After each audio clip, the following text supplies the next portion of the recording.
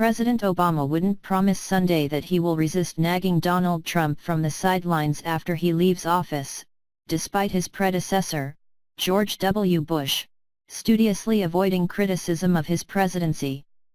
The president said as a citizen who cares deeply about our country, he might feel the need to weigh in on core questions about our values and our ideals. If I think it's necessary or helpful for me to defend those ideals, then I'll examine it when it comes, Mr. Obama said at a press conference in Lima, Peru. He acknowledged that Mr. Bush could not have been more gracious to me when he took office. Mr. Obama, who called Mr. Trump unfit to serve as president during the campaign, said he would try to stay out of the Republicans' way. I want to be respectful of the office and give the president-elect an opportunity to put forward his platform and his arguments without somebody popping off in every instance, Mr. Obama said. The president again predicted that Mr. Trump will back off of some of his campaign promises when he is confronted with the reality of governing.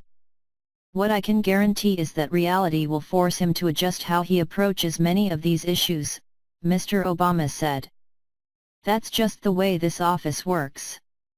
Asked about a leadership challenge to House Democratic leader Nancy Pelosi of California by Representative Tim Ryan of Ohio, Mr. Obama also took the unusual step of giving Mrs. Pelosi an endorsement from South America. I think Nancy Pelosi is an outstanding and historic political leader, Mr. Obama said. I don't normally meddle with party votes. Certainly on my way out the door, I shouldn't meddle here. But I cannot speak highly enough of Nancy Pelosi. She combines strong, progressive values with just extraordinary political skill. She does stuff that's tough, not just stuff that's easy. I think she's a remarkable leader. Mr. Obama made the comments as he wrapped up his final foreign trip, in which he spent much of his time trying to reassure allies that Mr. Trump won't alter U.S. foreign policy significantly. With respect to Latin America, I don't anticipate major changes in policy from the new administration, Mr. Obama said at a town hall meeting Saturday with young people in Peru. Mr. Trump has promised to scrap the Trans-Pacific Partnership, a stalled free trade deal between the U.S. and 11 other Pacific Rim nations, within the first 100 days of his administration. Mr. Obama acknowledged that trade is one area where his policies are especially vulnerable. There are going to be tensions that arise, probably around trade more than anything else, because the president-elect campaigned on looking at every trade policy and potentially reversing those, he said. Yet Mr. Obama said he believes that after Mr. Trump's team reviews his trade policies, they will find them to be actually working and will make only modifications. How you campaign isn't always how you govern, Mr. Obama said. Sometimes, when you campaign, you're trying to stir up passions. When you're governing, you're trying to think of, how do I make this work?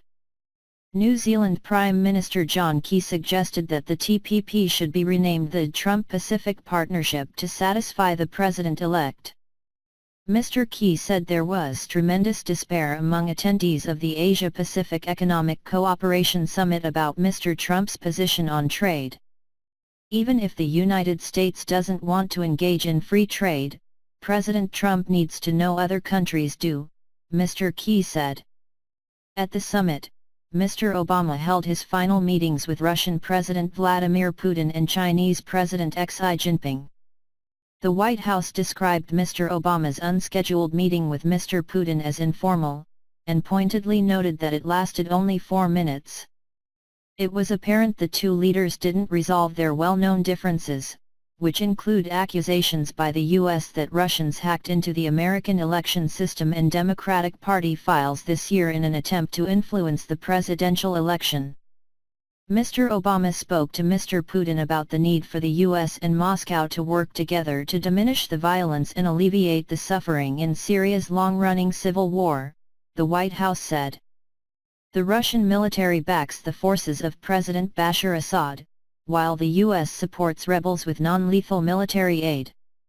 The White House said they also discussed Russia's continued military aggression in Ukraine. Beyond pleasantries, the president urged President Putin to uphold Russia's commitments under the Minsk agreements, underscoring the U.S. and our partners' commitment to Ukraine's sovereignty, the White House said. The president said he didn't discuss Russia's meddling in U.S. elections because that's behind us. In the meeting with the Chinese president, Mr. Obama said the U.S. and China will intensify our efforts to denuclearize North Korea. Mr. Xi said their meeting came at a hinge moment in the China-U.S. relationship, with Mr. Trump about to take office. I hope the two sides will work together to focus on cooperation, manage our differences and make sure there is a smooth transition in the relationship, and that it will continue to grow going forward, the Chinese president said. Canadian Prime Minister Justin Trudeau said he's invited President-elect Trump to visit Canada soon after his inauguration on January 20, but acknowledged a special progressive bond with Mr. Obama. Obviously I am going to miss having Barack around to work the Canada-U.S. relationship with, Mr. Trudeau told reporters. We share